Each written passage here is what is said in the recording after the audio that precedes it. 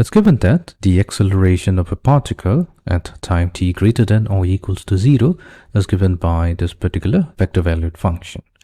We need to obtain the expression for the velocity v at any given time. On the condition is given that the velocity at t equals to 0 is given by I cap plus j cap. So let's begin. We have the expression for the acceleration. Now we know that acceleration is simply the time derivative of velocity. So we have derivative with respect to t of velocity is given by e raised to the power of t I cap. So this is the vector plus e raised to the power of 2t j cap plus k cap. Let's label this as equation number 1. What we'll do, we'll integrate both sides of equation number 1 with respect to time t.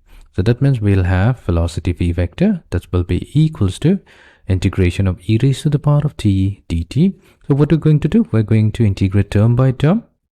So this is going to be the x component of the velocity. So we'll need to multiply with I cap plus integration of e raised to the power of 2t dt. So this is going to be the y component of velocity.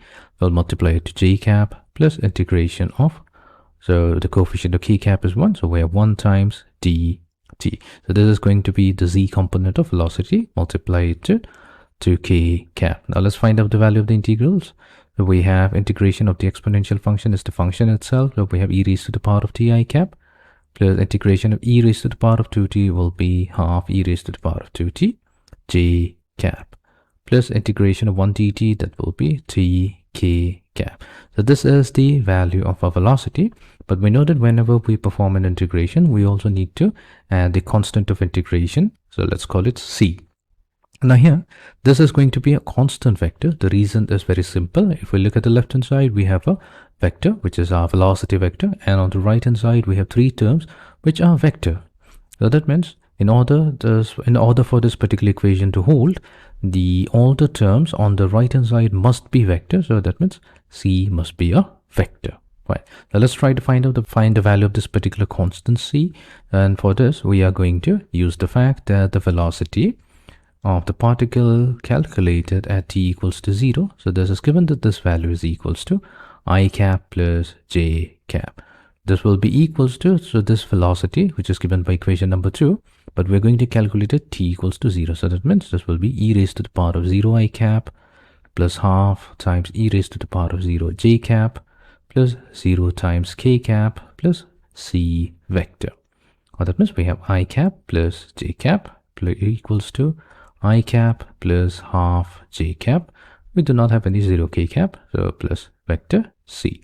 So here I cap and I cap cancels out, and we have j cap minus half j cap. And when we compute this, we will get the value of c vector given by half j cap. So let's call it number 3. So what we'll do, we'll substitute this value back into equation number 2. So this will give us the expression for our velocity. So that means our velocity vector v will be e raised to the power of t I cap plus half times e raised to the power of 2t j cap plus t times k cap plus c vector. So c vector is simply half j cap. So that means we can combine these two terms, and our final expression will be given by, let's write it down. We have v vector will be equals to e raised to the power of t I cap plus, we'll take half as the common factor. So we have e raised to the power of 2t plus 1 multiplied to j cap plus t times k cap. So this is the expression for the velocity of the particle at any given time t, which is e raised to the power of t I cap plus half multiplied to e raised to the power of 2t plus 1 j cap plus t times k cap.